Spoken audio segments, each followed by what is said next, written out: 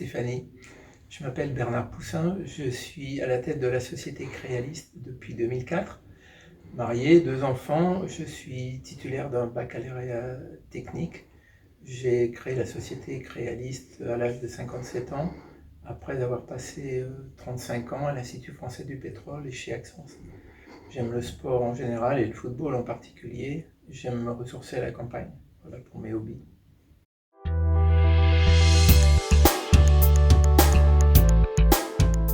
J'ai toujours eu envie de changer les choses, d'avoir un regard critique, mais réaliste sur les systèmes qui nous entourent et de les améliorer, voire de tout changer.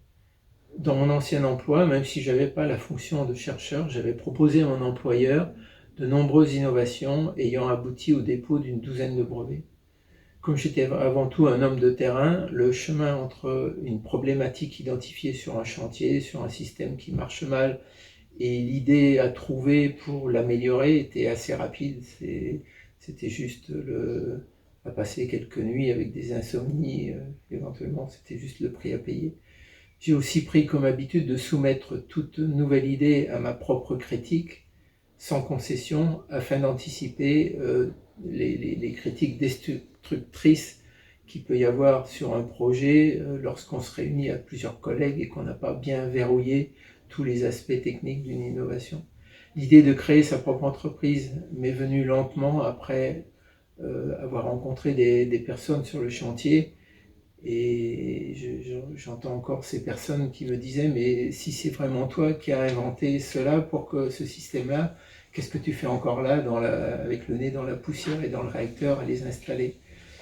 Et donc ça m'a permis de laisser germer un petit peu une idée qui a cheminé lentement, et cette idée a fait son chemin. Et à l'âge de 56 ans, je suis allé voir mon employeur et je lui ai proposé de démissionner et de créer ma propre entreprise.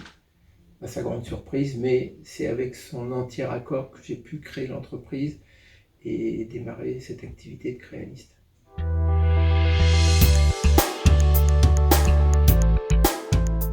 Comme à 56 ans, je n'étais plus vraiment l'avenir de la société qui m'employait, j'ai décidé de démissionner en accord avec ma hiérarchie et mon employeur afin de créer l'entreprise.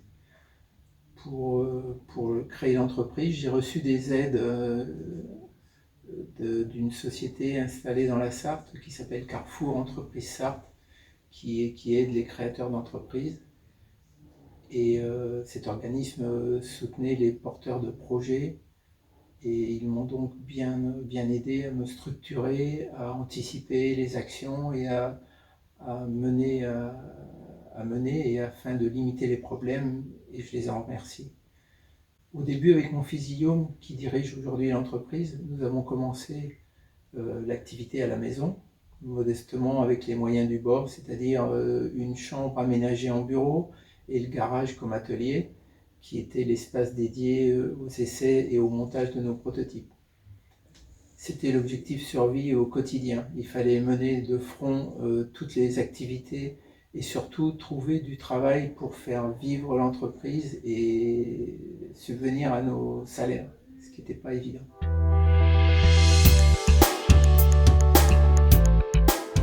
À mon âge de pré-retraité, créer une entreprise a pu apparaître comme un handicap, mais ce fut plutôt de nature à rassurer les clients.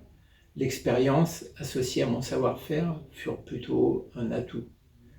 Malgré cela, il a fallu convaincre les clients de nous faire confiance et de changer leurs habitudes. On a aussi présenté des références pour répondre aux appels d'offres des nouveaux clients. Il a fallu obtenir tous ces agréments et certifications, qualité, sécurité, les assurances responsabilité civile, autant de documents sans lesquels vous ne pouvez pas mettre un pied dans la raffinerie. Que vous soyez 3 ou 300 ou 3000 dans l'entreprise, les contraintes administratives sont à peu près les mêmes sur ce plan-là.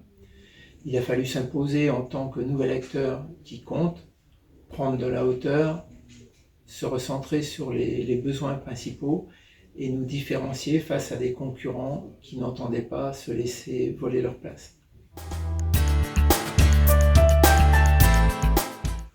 Avec quelques appréhensions, car le risque était grand, lorsque vous faites vos premières références, tout le monde vous attend au virage et un échec aurait eu de lourdes conséquences. Heureusement, j'avais un petit peu d'expérience et un peu de vécu et les premiers chantiers se sont assez bien déroulés. Dans toute entreprise, dans tout projet, il ne faut pas laisser de place au hasard et il faut bien se préparer, anticiper les problèmes pour espérer que tout se déroule correctement. Crealis est aujourd'hui, à mes yeux, une belle petite entreprise qui a une croissance moyenne de 15% par an. Mais attention, ce serait une erreur de penser que tout restera facile. Crealis a déposé 7 brevets depuis sa création, c'est-à-dire en 15 ans. Cela fait encore quelques produits à proposer dans le futur à nos clients. Je suis toujours surpris mais satisfait du chemin parcouru en si peu de temps, malgré tout, grâce à notre travail et aussi à mon environnement personnel. Lolita, mon épouse, travailleuse de l'ombre, fut d'un soutien constant et de chaque jour et de chaque instant, et on ne peut pas réussir seul une telle entreprise.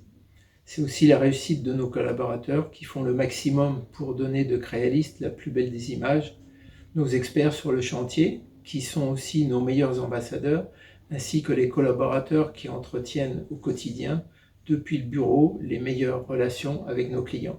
Crealist est l'aboutissement de certains de mes rêves, de changer ou d'améliorer les choses pour la satisfaction des clients. C'est là l'important. Un client satisfait, c'est un client qui revient vers vous.